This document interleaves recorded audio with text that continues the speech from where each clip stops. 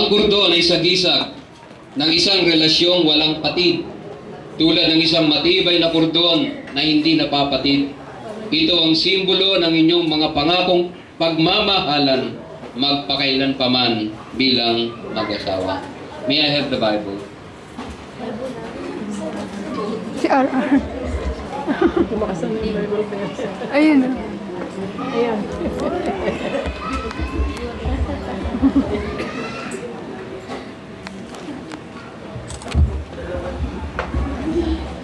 Ang Biblia po ay salita ng Diyos.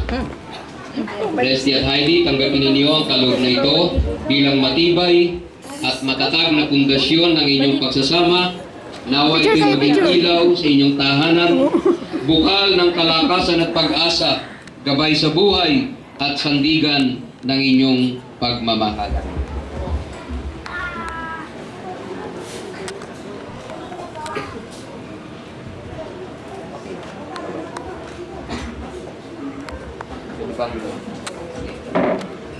Sayang nyo na lang.